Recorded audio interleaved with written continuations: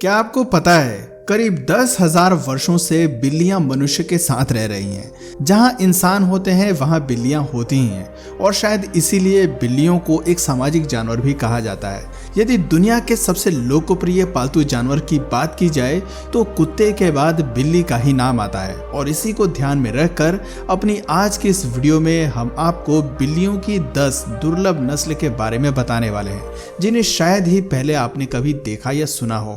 तो चलिए दोस्तों, बिना टाइम वेस्ट किए आज की वीडियो को स्टार्ट करते हैं। सेर्वल दोस्तों, मध्यम आकार की ये विदेशी बिल्ली मध्य और दक्षिण अफ्रीका में पाई जाती है। हालांकि ये अमेरिका में भी एक पालतू जानवर के रूप में बहुत ज्यादा पॉपुलर है। इन विदेशी बिल्लियों को उनके साइज और लुक्स काफी ज्यादा इंटरेस्टिंग बनाते हैं। एक सामान्य बिल्ली के कंपैरिजन में ये बिल्लियां लंबी होती हैं। अगर आपने अचानक से इन्हें अपने घर के बाहर देखा तो आप एक सेकंड के लिए धोखा भी खा सकते हैं, क्योंकि ये दिखने में बिल्कुल एक चीते की तरह नजर आती है। लेकिन मजे की बात यह है कि ये बिल्कुल भी खूंखार नहीं होती। इनका नेचर बहुत ही ज्यादा विनम्र होता है। ये शांत रहना पसंद करती हैं और ये केवल छोटे जानवरों को ही अपना शिकार बनाती हैं, इसलिए आपको इनसे डरने की बिल्कुल भी जरूरत नहीं है। आज तक किसी भी सेर्वल कैट द्वारा किसी इंसान को मारने का एक भी मामला सामने नहीं आया है। पीटरबाल्ड कैट्स बिल्ली की एक अनोखी नस्ल है जो आमतौर पर रूस में पाई जाती है। इन बिल्लियों की सबसे खास बात यह है कि इनके शरीर पर आपको एक भी बाल देखने को नहीं मिलेंगे और इसी वजह से ये बिल्लियां लोगों के बीच बाल्ड कैट के नाम से बहुत ज़्यादा फेमस हैं। वैसे अगर देखा जाए तो इनमें सभी बिल्लियां गंजी नहीं होती हैं। कुछ के शरीर पर बाल होते हैं, लेकिन समय के साथ साथ इनके बाल झड़ते जाते हैं। अगर बात करें इन बिल्लियों के पर्सनैलिटी की तो बता दें कि असल में ये काफ़ी ज़्यादा चंचल होती हैं। खैर, ये जितनी ज़्यादा चंचल होती हैं उससे अधिक ये इंटेलिजेंट भी होती हैं और शायद यही वजह है कि ये बिल्लियां दुनिया की अन्य बिल्लियों के मुकाबले हम इंसानों को बेहतर तरीके से समझ पाती हैं। कोरट दोस्तों, आधुनिकता के इस युग में दुनिया काफ़ी आगे निकल चुकी है, लेकिन आज भी बिल्लियों को लेकर अंधविश्वास कम नहीं हुए हैं। जहां आज भी काली बिल्ली को अपशकुन के रूप में देखा जाता है तो वहीं कुछ बिल्लियों को गुड लक चार्म के रूप में भी देखा जाता है, जिनमें से एक कोरट भी है। अब आप में से बहुत से लोग ये सोच रहे होंगे कि आखिर कोरट को भाग्यशाली क्यों माना जाता है। तो दरअसल इसके पीछे वजह है इनकी रेयरिटी यानी कि दुर्लभता। जी हाँ, इनकी रेयरिटी का अंदाज़ा आप इस बात से लगा सकते हैं कि 14वीं सेंचुरी के दौरान इन बिल्लियों को थाईलैंड में सम्मान के प्रतीक के रूप में जाना जाता था। कुछ लोग इनका इस्तेमाल अपना स्टेटस दिखाने के लिए भी करते थे, तो वहीं इन्हें विश्वास के प्रतीक के रूप में भी एक दूसरे को दिया जाता था। वैसे दोस्तों, ये बिल्लियां काफ़ी रिजर्व्ड नेचर की होती हैं। इन्हें शोर शराबा बिल्कुल पसंद नहीं होता। शायद यही वजह है कि आज ये विलुप्त होने की कगार पर पहुंच चुकी हैं। वैसे अगर आप भी किसी कोरट को देखते हैं तो परिस्थिति की परवाह किए बिना एक लॉटरी टिकट खरीद लें, क्योंकि आपका दिन लकी हो सकता है। कैराकल्स आमतौर पर अपने आक्रामक प्रवृत्तियों के लिए जानी जाती हैं, क्योंकि ये दिखने में बिल्कुल लिंक्स की तरह लगती हैं। वैसे कुछ लोगों का मानना है कि ये दिखने में भले ही लिंक्स की तरह हो, लेकिन इनका नेचर बिल्कुल सेर्वल कैट्स की तरह होता है। कुछ का तो ये भी मानना है कि कैराकल सेर्वल कैट से भी अधिक अच्छे व्यवहार वाले होते हैं। कैराकल्स भी आम बिल्लियों की तरह कम्युनिकेशन के लिए हिसिंग का उपयोग करती हैं और ये बहुत ज़्यादा इंडिपेंडेंट होती हैं। वैसे तो कैराकल को पालतू जानवरों के रूप में जाना जाता है, लेकिन कभी कभी ये बिल्लियां दूसरों के लिए समस्या उत्पन्न कर देती हैं। अपने चंचल स्वभाव की वजह से ये अपने रास्ते में आने वाली किसी भी चीज को बर्बाद करने में पीछे नहीं हटती हैं।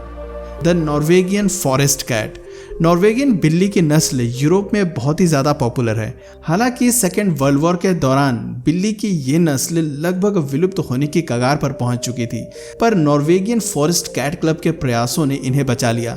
दरअसल क्लब ने एक स्पेशल ब्रीडिंग प्रोग्राम के जरिए इनकी आबादी को वापस से खड़ा करने में मदद की थी और आज ये यूरोप में लोगों के पसंदीदा पालतू जानवरों में से एक बन गई है। वैसे यदि आप भी इसे अपना पालतू बनाना चाहते हैं तो आपको जानकर खुशी होगी कि ये बिल्लियां 16 साल तक जीवित रह सकती हैं, लेकिन आपको इनकी खास देखभाल करने की भी जरूरत होगी, क्योंकि इनमें किडनी और हार्ट डिजीज जैसी समस्याएं अधिक देखने को मिलती हैं। सेरेंगेटी सेरेंगेती बिल्ली की वो ब्रीड है जिसे तैयार किया गया है। जी हाँ, सेरेंगेती बिल्लियां बंगाल कैट्स और ओरिएंटल शॉर्ट हेयर्स के बीच का क्रॉस है। ये स्वभाव से काफ़ी ज़्यादा वफादार, मिलनसार और प्यार करने वाली होती हैं। ये दिखने में भी काफ़ी ज़्यादा खूबसूरत होती हैं। ऐसे में ये बिल्ली आपके और आपके परिवार के लिए एक आइडियल पेट साबित हो सकती है। वैसे इस आइडियल पेट को बनाने में मदद करने वाली रिप्रोडक्टिव टेक्नोलॉजी ने दुनिया भर के लोगों को भी प्रेरित किया है। ऐसे में आप अंदाज़ा लगा सकते हैं कि आने वाले समय में क्या क्या विकसित होने वाला है। ओसेलॉट दोस्तों, ओसेलॉट को बौना तेंदुआ भी कहा जाता है, लेकिन ये एक प्रकार की जंगली बिल्ली है जो दक्षिण अमेरिका, मध्य अमेरिका और मेक्सिको में पाई जाती है। वैसे ये दिखने में तो काफ़ी खूबसूरत होते हैं, लेकिन इनके शरीर से एक विशेष गंध निकलती है जो कि आपको परेशान कर सकती है। ओसेलॉट जब अपने पार्टनर को संभोग के लिए बुलाते हैं तो उस वक्त ये एक अनोखी आवाज़ निकालते हैं जो कि आपको डरा सकती है। ओसेलॉट की खाल जैगुआर और तेंदुए जैसी होती है और अपने इसी खाल की वजह से किसी ज़माने में ये लाखों की संख्या में मारे भी गए थे।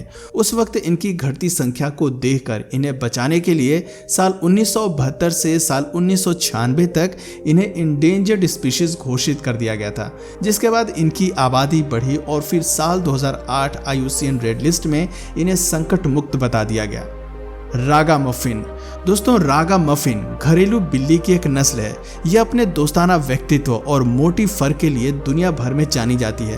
वैसे दोस्तों, एक समय पर रागामफिन को रैगडॉल कैट का वेरिएंट भी माना जाता था। हालांकि साल 1994 में इसे लेकर अलग नस्ल के रूप में मान्यता मिल गई।